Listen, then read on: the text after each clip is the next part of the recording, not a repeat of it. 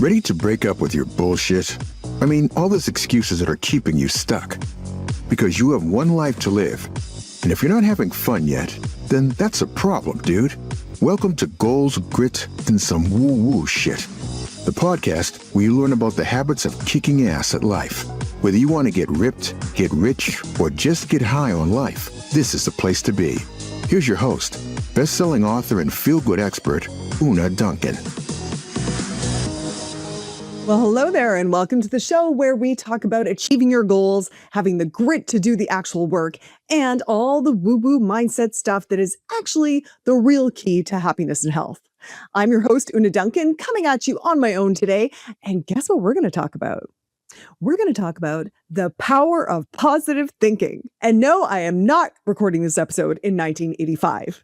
I mean, that's the episode that I associate with that concept, but actually, The Power of Positive Thinking is the title of a self-help book by minister Norman Vincent Peale that came out in 1952 that blended Christian spirituality with psychology. But for me, it brings to mind my fabulous grandmother marching up and down her street in a bright fuchsia tracksuit, clutching matching bright pink wrist weights with her Walkman on, playing a tape called You Are Incredible. And dude, I wish more than anything we still had this tape because it was legendary in our family. It was a man's voice saying, "You are incredible.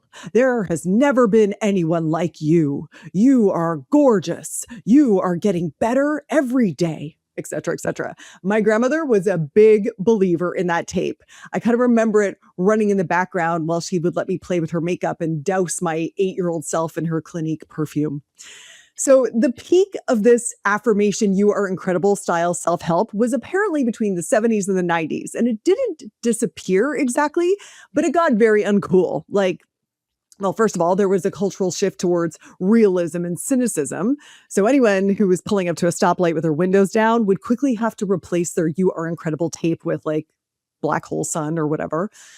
There was also some really valid criticism from the sociological perspective saying hi, this type of self-help really puts all the responsibility entirely on the individual and completely ignores class and environment and systemic barriers to success. And by that time, even pop psychology started to get a little bit more evidence-based with the rise of CBT, which is cognitive behavioral therapy, which also suggests being aware of your thoughts, but it takes it further, saying that your thoughts influence your feelings, which influence your actions. And obviously, it's the actions that are getting the results. By the way, if you want to go deep on this, and if you are struggling with results in your life, I would really suggest you check out episode 60, The Secret to Coaching Ya Damn Self. So here's an example of the difference between the two approaches. Let's say you really want a specific job, but you don't think you're going to get it. So the thought you're having is, "Oh, I'll never get that job." And that thought leads to feelings of hopelessness. And so you take no action to get the job. The affirmation / positive thinking method would have you repeating, "That job is mine. I can't wait until I start my awesome new job." And then you just kind of wait for HR to psychically sense that that is your destiny and get in touch with you. Whereas CBT, they might challenge the thought. They would say, what evidence do you have that you're not going to get that job? Is there any harm in applying for that job? Which might encourage you to change the thought from, "I'll never get that job," to, "I don't have all the listed qualifications, but yeah, it doesn't hurt to apply." Which leads to a more neutral and maybe slightly hopeful feeling, which leads to actions of maybe applying and maybe actually getting the job. So what I want you to notice here is that the evidence-based method is kind of the opposite of all or nothing thinking. It's so much more subtle. It doesn't try and push you from, "Oh, I'll never get the job," to "That job is mine and it always has been. I am meant for that job." You've probably heard me in the past talk about the dangers of all or nothing thinking when it comes to your fitness and weight loss. And honestly, dude, this all or nothing thinking is one of the biggest barriers that people have to their success. Just this week, I had a client tell me she's worried that she's going to gain 10 pounds this week because she's celebrating her 50th birthday and a bunch of friends and family are coming. And when I asked her how she would feel about maybe moderating the celebration so that it would still feel good in her body, she said, "Oh no, I've been so good. I really want to blow it out." This is all or nothing thinking. Either I'm on a strict diet because I'm being so good, or I'm off because I'm celebrating. Or another client mentioned casually that she travels all the time for business and she can't wait to get home to start her healthy habits. And I was like, dude, if you travel all the time, this isn't going to work if you just do your healthy habits at home. You have to start doing the small healthy habits right now while you're traveling. So the affirmation style positive thinking is a little like that all or nothing thinking, and it backfires because it is just too much in the opposite direction of your fucking reality. Research shows that if we don't believe what we're telling ourselves, it will actually make us feel worse. So if you're going around saying, I'm a wealth magnet. Money flows to me easily and in increasing abundance. But your brain is like, ma'am, we have seen that fucking bank account. That is not true. That dissonance will make you feel way worse. And then again, those self-defeating feelings will lead to actions, which will probably not improve your situation. A few years ago, I was on a panel on a fitness conference, and one of my fellow panelists introduced herself as the author of Think Yourself Thin. And I was like, oh shit, I've heard of that book. And so I was super impressed because I was like, oh, somewhere in the back of my mind, I thought it was like this cultural landmark book. And it's funny because just right now I Googled it. And apparently that person I was on the panel with is like one of a million people who have written a book called Think Yourself Thin. The first one came out in 1984, probably the exact same era as You Are Incredible. And it was written by a woman named Debbie Johnson, who was a hypnotherapist. And it included guided visualizations and affirmations for weight loss. And while I was Googling, I came across a thread in the Reddit community weight loss advice. And someone asked, has anyone tried to think yourself thin? Like you just picture yourself thin first? And the first answer said, honestly, I can't imagine myself skinny. Every time I try, it's just not me. And the second answer said, I try to picture myself skinny, but then the reality of my blood pressure and my ever expanding waistline slaps me in the face. So this would be another example of a backfire to the positive affirmations. It's not a mindset issue. This is your brain refusing to participate in fantasy fiction. On the other hand, a CBT approach might have a response kind of like, okay, you can't picture yourself skinny, but can you picture yourself going for a walk this afternoon? Can you picture yourself adding some vegetables to your plate at your next meal? And that's all you got to do for now.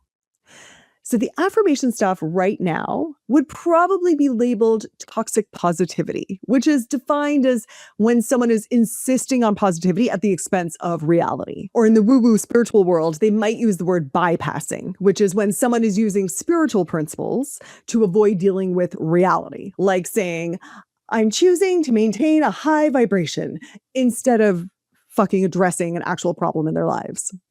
I heard an example of this the other day. Oh my gosh, you're going to die. So my friend has a husband who is super fun, a life of the party kind of guy, unbelievably positive. Once I was in the car with him and he got cut off like brutally. And he was like, that's okay, missus, you got places to be. Like very refreshingly positive, unbothered. But then the other day, my friend watched as their son said, Daddy, I'm sad.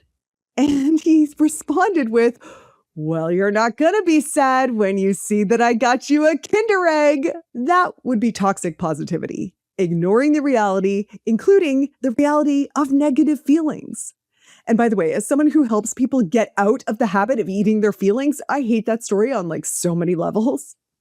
But my point right now is that we want all of the feelings. That is part of the spectrum of the human experience. I have a super woo-woo friend, and she calls this contrast.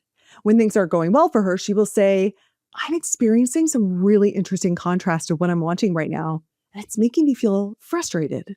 The idea is that you need to experience what you don't want to clarify what you do want. We appreciate rest because we've experienced exhaustion. We understand joy because we felt pain.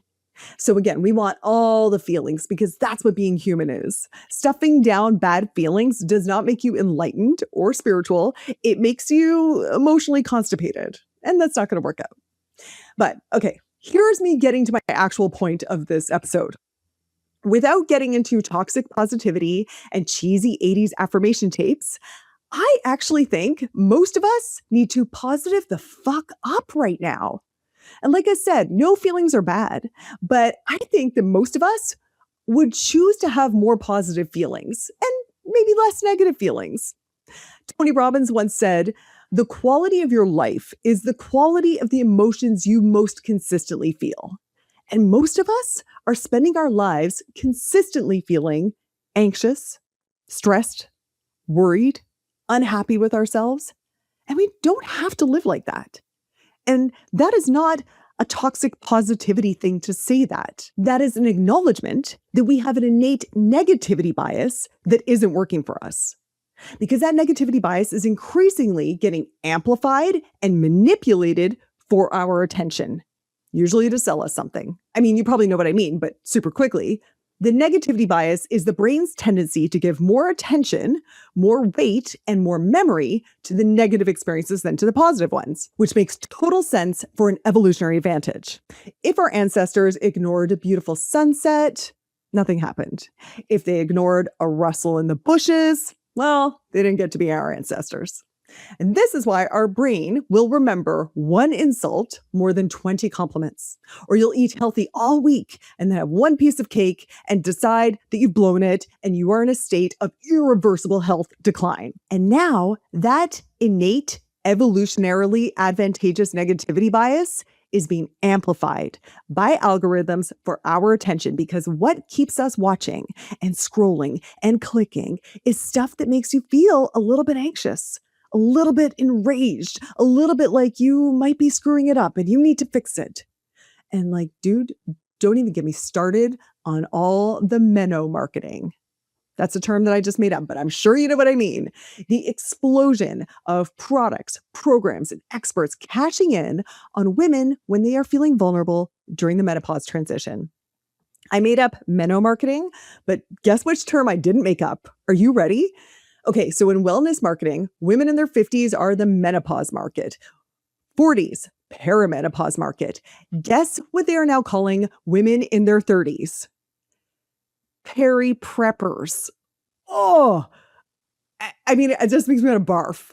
Okay, you might be saying, but Una, menopause really does deserve all this attention. It's been largely ignored. There's a lot going on. Yes, 100%. But here's my test that I use to determine whether the menopause information is something that I want to consume or not.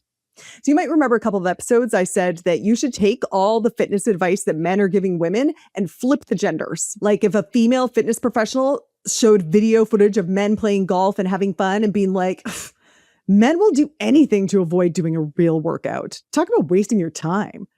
If that sounds ridiculous and patronizing with the genders flipped, well, then it's fucking ridiculous and patronizing. And we shouldn't put up with it when dudes are saying that about the sports and activities that women like. Okay.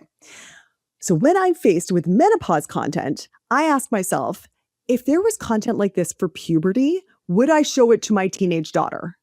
Because right now, there is a ton of content telling women that everything going wrong in their lives, weight gain, low energy, bad mood, lack of motivation, it's because their hormones are betraying them. And I don't want that thought in my brain for a fucking millisecond. And I would never let my teenage daughter consume content like that about puberty. I mean, imagine this. Your daughter's crying. You ask her what's wrong. She said, "It's just that this puberty is really getting to me." I mean, what would you say? You would say, "It won't get to you when you see this Kinder Egg I got you." No, you wouldn't, because that's fucking psychotic. You would probably validate that puberty can be an emotional roller coaster. And then you'd say, "What specifically about puberty is really getting to you?" And then she would probably say something like, "I'm just so zitty and it sucks and I'm embarrassed." Okay, so now we have a specific symptom of puberty, acne, and we can do something about it. We can go to the doctor and address the acne directly. And by the way, that's kind of the deal with menopause stuff as well. Anyone who tells you that you can eat for your hormones and take some kind of supplement to fix your menopause in some broad sense is lying to you. But you can certainly talk to your doctor about specific symptoms like hot flushes, and they may prescribe something like MHT, menopause hormone therapy, that might help with that specific symptom. I am all for that. But the current situation, it reminds me of when I was in middle school. There was this kid in my class, and I'm going to call him Steve, which is obviously not his name. He was a sweet, very dorky, very sweet guy. And the class is playing kickball, when it's like baseball, but you're kicking a ball. And he gets absolutely nailed in the crotch. And he's bent over in pain and he yells at the kicker, "Don't you know I'm going through puberty?" And I regret, it's been like 40 years and I'm still like, oh no. I regret to inform you that Steve never recovered socially from that moment. And I am not saying that women are going around yelling, "Don't you know I'm going through perimenopause?" But also kind of. Like the other day, I was at a coffee shop and the barista forgot the lid. And she was like, "Sorry, menno brain." And I was like, that's not menno brain. That's just being a human. And also, she looked like 40 years old, maybe. Right now, when people enter my programs, I swear to you right now, probably 1 out of 3 will introduce themselves and say, "I'm here because perimenopause is kicking my ass." And when I say specifically what's going on, like, are you experiencing hot flashes or brain fog or sleep disturbances? What's happening? And they will often respond with something like, "Oh, perimenopause, like just in general." And then as their coach, I'm thinking, fuck, this person has a belief that they have an inevitable condition that is preventing them from achieving their goals.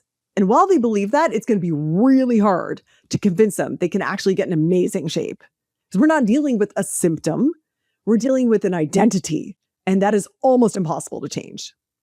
Which is why when all that menopocalypse stuff started coming out, and that is an actual title of a book, by the way, I was like, hell no, I don't want any of this in my brain as I enter this stage of life. Just like with my kids going through puberty, I want them to be well informed about what's happening with their bodies. I want to normalize that this can be a rocky road. And I want to help them with any specific symptoms that we can treat and have total compassion for the rest. But if anyone handed my kid a book or fed them content that was like puberty apocalypse, oh my God, I would shut that shit down so fast. And that is not toxic positivity. That is avoiding a narrative that feeds a negativity bias that is making people feel powerless and unhappy, and choosing instead to focus on the fact that there is no evidence of metabolic decline during menopause. The fact that I can build muscle and get fitter than ever during menopause and beyond. The fact that there are so many badass women who are strong and sexy and kicking ass all the way through the menopause transition. That's what I want my brain to focus on. And it's not just menopause, although obviously it's a bit of a pet peeve of mine. I'm getting sick of conversations that start with, well, the world's going to hell. I mean, of course, there's a lot of concerning stuff going on right now, to put it mildly. But there's actually also a shocking amount of kind of good news that is not making it into your feed, and probably not into your brain or into your reality. Stuff like extreme poverty has dropped massively. Fewer children are dying before the age of 5 than at any point in human history.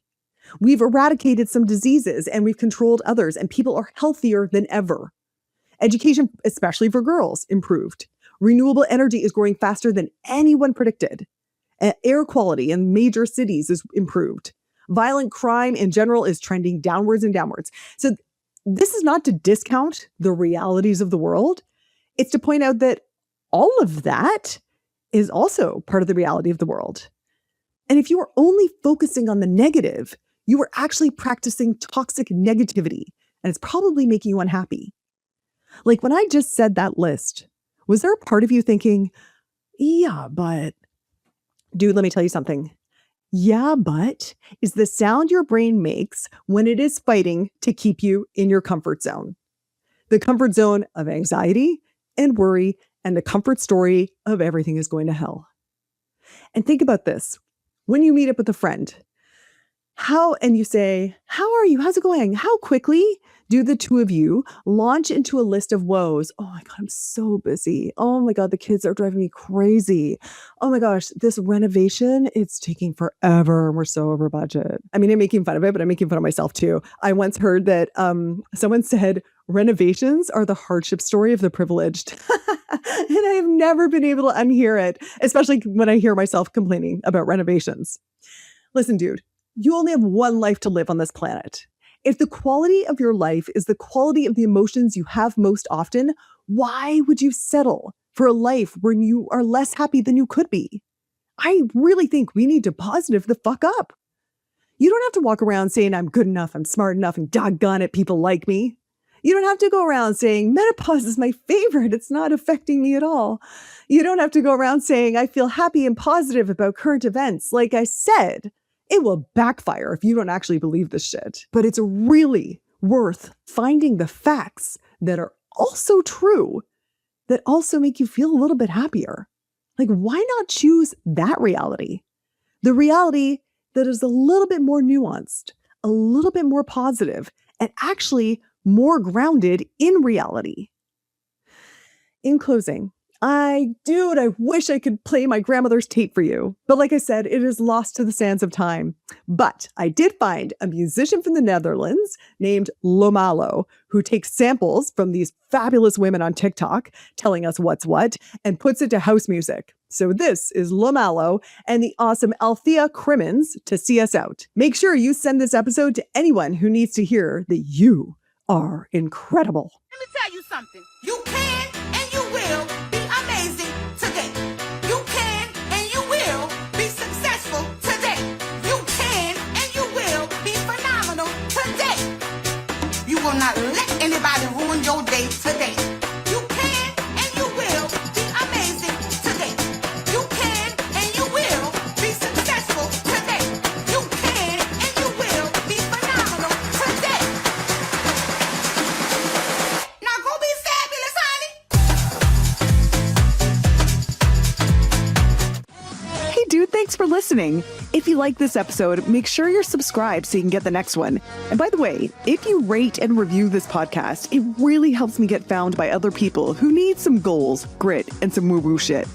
And be sure to connect and DM me at Una Duncan on Instagram and let me know what you thought of the episode. Chat soon.